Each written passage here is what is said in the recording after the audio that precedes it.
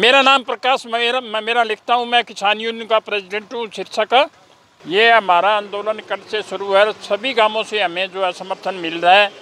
6 तारीख तक वो धरना हमारे अंदर ही था। 6 तारीख को हमें पता नहीं कि किस प्रकार से उन्होंने हाईजैक किया और क्यों किया, वो बताएंगे। साथियों, हमारा धरना यहाँ कल से चला है। आज हम सुनीता जी दुग्गल का 2 बजे उसके घर का सामने जा कर के बैठेंगे, 4 बजे तक बैठेंगे। इसी प्रकार से कल हमारा एमएसपी दिवस है। परसों फिर जो है कांडा के घर के सामने 2 घंटा धरना दिया जाएगा। इसी प्रकार से दुष्यंत चौटाला की कोठी के आगे, एक दिन रणजीत सिंह की कोठी के आगे। इसी प्रकार से हमारा 17 तारीख तक ये जो धरना है वो चलेगा।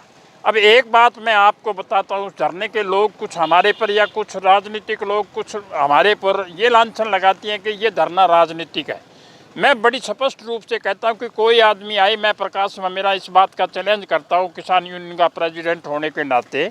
आज प्रेस के माध्यम में पहली बार मैं ये बयान दे रहा हूँ, कोई भी आदमी आए और बताए, मैं इस बात का भुक्तभोगी हूँ। मैंने कौन सी पार्टी का झंडा उठा करके आज तक किसानों की राजनीति की है?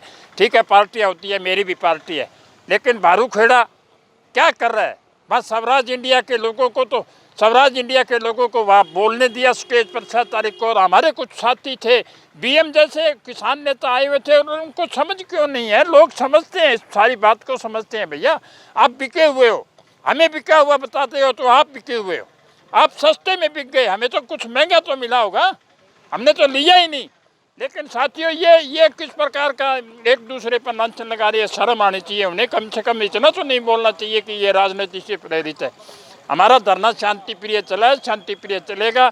हमारे साथ में आपको बताऊं, जो हरियाणा लेवल के 17 संगठन इकट्ठे हुए, जो 17 संगठनों का एक आह्वान था कि 6 तारीख को हम दुष्यंत की कोठी का घेराव करेंगे। वहाँ तक हम ठीक थे, उनके साथ थे। अगर वो हमारे को साथ लेकर के चलते तो हम साथ चलने को तैयार थे, लेकिन उन्होंने तो हमारे को बेच दिया। स्टेज पर तक नहीं चढ़ने दिया, बीएम जैसे किसान नेताओं को बोलने नहीं दिया, स्वराज इंडिया के लोगों को बुलाया वहाँ। तो ये कौन सी राजनीति है भैया? हमारे समझ से तो परे है। देखिए, मैंने हमेशा किसानों की लड़ाई लड़ने का काम किया है, क्योंकि मैं खुद किसानी परिवार से बिलोंग करता हूँ। बेशक नहरों की बात हो, बेशक मुआवजे की बात हो, मैं कभी भी पीछे नहीं इस चीज़ से हटा के किसानों के लिए मैंने किसी हद तक मुझे संघर्ष करना पड़े, किसी भी पहाड़ से टक्कर लेनी पड़े, हमारा ये फ़र्ज़ है कि हम उनके लिए अपने प्रयास करें। और मैंने हमेशा अपने प्रयास किए भी हैं, और आज भी मैं अपना समर्थन देने किसानों के बीच में आया हूं। और मैं एक ही बात कहना चाहूँगा कि सरकार किसानों को बुलाए, पंचायत को बुलाए, बैठ के वहाँ पर सारी बात जो है वो साझी करे। और एक तरफ तो सरकार कहती है कि जी आजकल सोशल डिस्टेंसिंग को फॉलो करें, और दूसरी तरफ मैं ये पूछना चाहता हूँ कि ऐसे वक्त के अंदर ही इनको ऐसे अध्यादेश अपने लागू करने थे, जब पता था कि विरोध होगा और उसके विरोध के साथ साथ हज़ारों लोग, लाखों लोग सड़कों पे आएंगे, तो ऐसी क्या अड़ी हो रही थी? अगर ये कहते हैं कि ये जायज़ हैं, पहली बात है ये किसान के अगेंस्ट है ये जो बिल है, लेकिन अगर ये जायज़ मानते तो अभी कौन सी ऐसी आफत आई पड़ी थी कि कोरोना के इस महाकाल के अंदर, इस समय के अंदर ये लोगों ने ये स्टेप उठाया। आज हज़ारों लोग सड़कों पे हैं, और कहीं ना कहीं अगर कल को कोई ज़्यादा ये बीमारी फैलती है तो इसकी जिम्मेवार खुद सरकार होगी। देखिए, हमें बड़ा इस चीज़ का दुख भी है कि ये इस हिसाब से हमें लड़ाई लड़नी है सरकार के अगेंस्ट, लेकिन कहीं ना कहीं अब मैं भी आया हूँ, तो मैं उस दिन 6 तारीख को भी स्टेज पे गया, और 6 तारीख को मैंने अभी अपना रेफरेंस ही देना शुरू किया था, क्योंकि लोग बड़ी दूर दूर से आए थे। और हम तो वैसे लोग हैं जिन्होंने कभी अपनी राजनीति की ना सोचते हुए बल्कि किसानों के हित में बात करी है। मैं यही बात कहने लगा था स्टेज पे कि मैं बीजेपी में था, पर अगर मुझे लालच होता तो मैं किसानों के साथ ना खड़ा होकर बल्कि पार्टी की बात करता। जहां पर बाहर से कलाकार आके बोल रहे हैं हमारे सिरसा के अंदर, और हमने तो धरातल पे रहकर यहाँ पर किसानों की लड़ाई लड़ने का काम किया है। आज विपक्ष के कई लोग कहते हैं कि जी गोकुल सेतिया की इसमें बेइज्जती होगी, इसमें इंसल्ट होगी। विपक्ष का काम है कहना, लेकिन मैंने अपना काम किया है।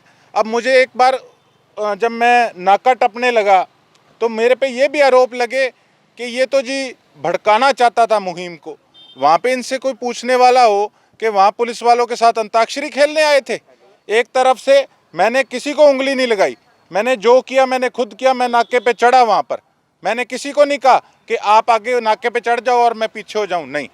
हमारा जो वहाँ पर प्रदर्शन था वो मौन प्रदर्शन नहीं था, वो घेराव प्रदर्शन था।